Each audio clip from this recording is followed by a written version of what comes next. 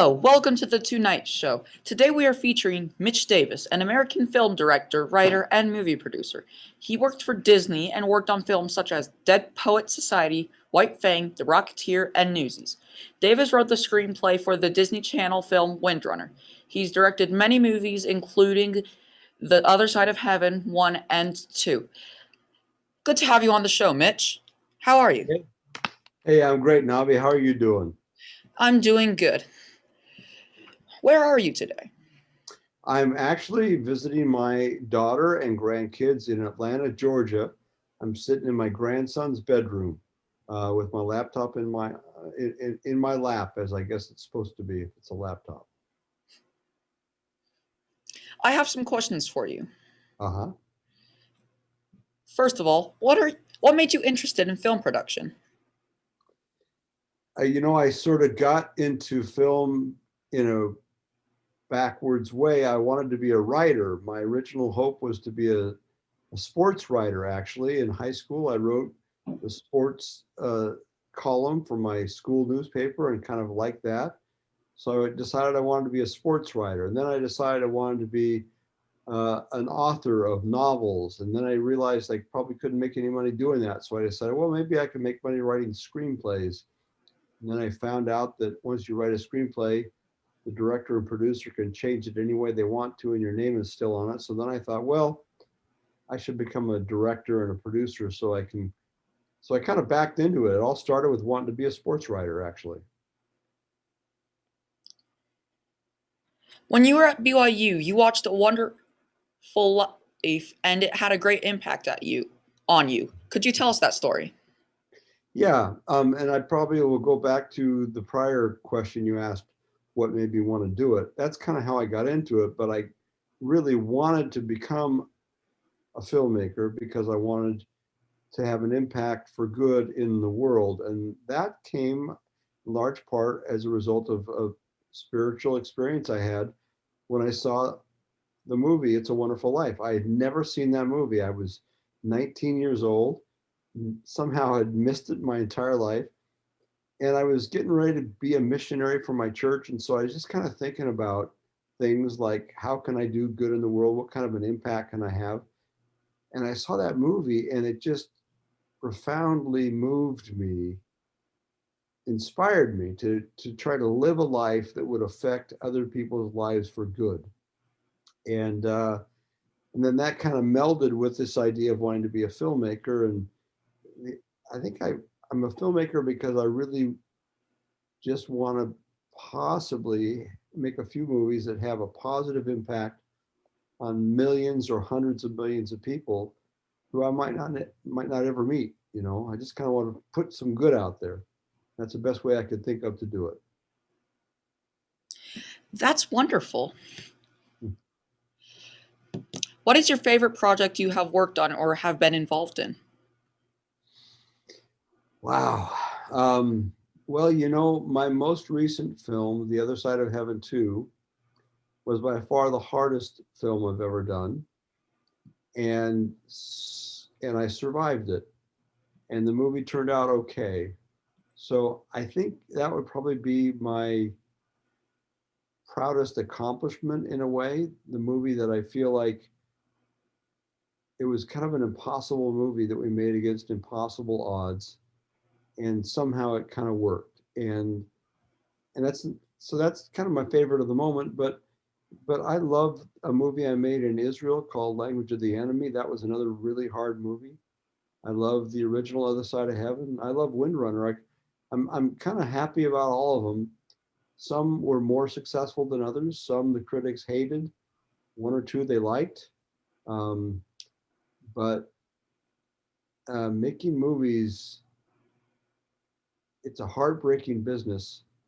But when you sit in a theater and you hear people laugh and you hear them cry, uh, it it it's a very satisfying thing. You kind of feel like you've been a good school teacher and your class got the lesson. That's great. Thank you. I heard some miracles happened while filming The Other Side of Heaven. Could you tell us some of those? Well, There were miracles on both of the Other Side of Heaven movies. The first Other Side of Heaven movie, we we figured out early into our scheduling of the movie that the whole movie takes place outside, and we don't had it didn't have any interior scenes that you would normally use when it starts to rain. You would run inside and say, well, it's raining for a couple of hours. Let's go inside and shoot the interior of this house or this office building or whatever. We realized that we didn't have any interiors because the whole movie takes place outside in the South Pacific. So we actually asked all of the islanders on the island of Rarotonga to help us to pray that we would not have any rain for the 2 months that we were there shooting, 44 days of shooting days, 6-day weeks, 7-8 weeks. Anyway, so they did. All of the islanders of all different denominations prayed for us and prayed with us that it wouldn't rain, and it didn't for 2 months, and except for one day. And the one day that it did rain, it poured down, but it rained everywhere except for about 100-yard circumference around our set. There was like an umbrella over our set all day. It was just weird, and I counted that as a true miracle. The day we finished shooting on Rarotonga and got on the plane to move to New Zealand to finish shooting the film, it started to rain buckets in the afternoon.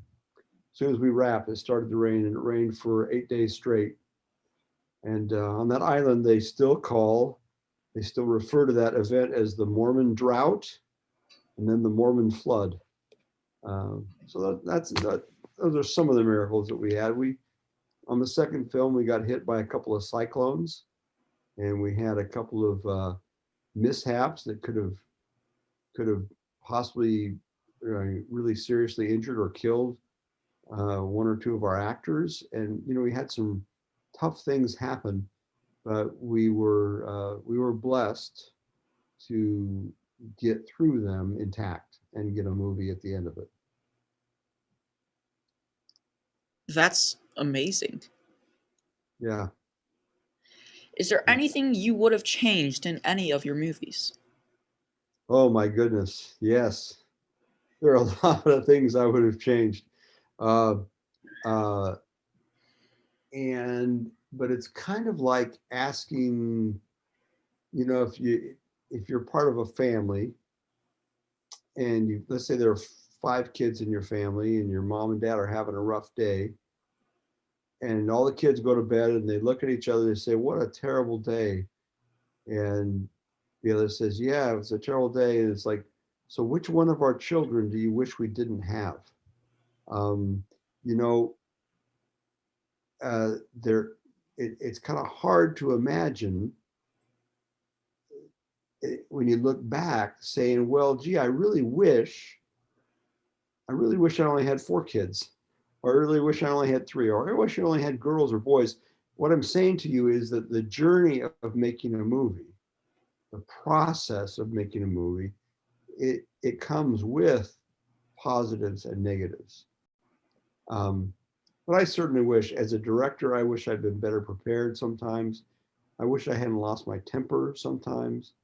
I wish this stunt had been a little more carefully planned or executed. Um, but it's all part of a journey. So it's kind of like saying, which lesson do you wish you hadn't learned the hard way? Well, yeah, but you learned the lesson. It's kind of a hard question. I'm not sure you connected the dots on what I said about which kid would you get rid of. But what I'm saying to you is it's all kind of just woven together in the journey of making movies. Yeah. Mhm. And what do you have planned in the near future? Well, to this point, I've only made feature-length films.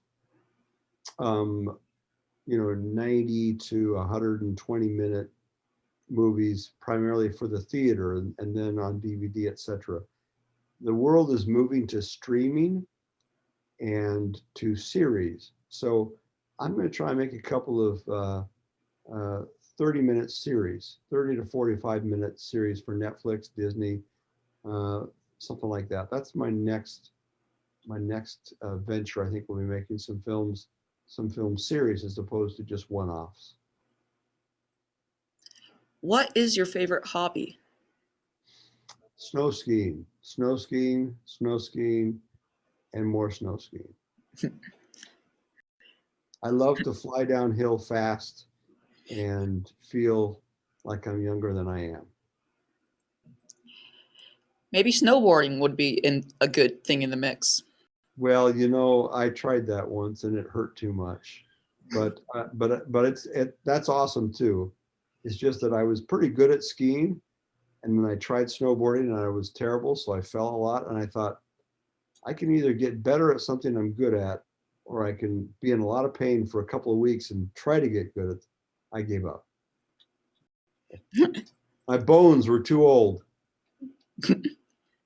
Well, thank you for taking the time to be on our show. You're welcome. Thanks for having me, Navi. Best of luck to you and anyone watching who wants to try to make a difference in the world through media, through film, through TV. It's kind of where it's at, I think. Our culture, I'll leave you with this. The guy who directed the movie It's a Wonderful Life was a famous filmmaker named Frank Capra. And he made a statement one time that has stayed with me. He said, "Only the morally courageous should be allowed to speak to their fellow men for 2 hours in the dark." And that statement has kind of driven me a lot in my life, driven me a little crazy sometimes. It's a huge responsibility when you make a movie or a TV show or a TikTok post or a Snapchat or a YouTube video that you have no idea who's ever going to see it and under what circumstance they're going to see it, what's going to be going on in their lives. It's a huge responsibility to go into a stranger's home and turn on their TV set and have them let you into their brains and their hearts, their minds for an hour or two. That's a big responsibility. And so anybody who's wanting to do it, I challenge you to search every nook and cranny of your conscience and only produce things that give light and hope in the world instead of pandering to the lowest common denominators and making the world darker. It's just so easy to make the world dark. All you got to do is undress somebody or blow somebody up or cut them into little pieces. And people think, wow, that's art. It's not art. It's just decadence. And so only the morally courageous should be allowed to speak to their fellow men for 2 hours in the dark. Make movies that enlighten. That's my challenge, Nabi. I think you can do it. I think we can all be morally courageous. I agree. There are lots of definitions of moral courage. Thank you all for watching. We'll see you next time. Bye-bye. Bye-bye.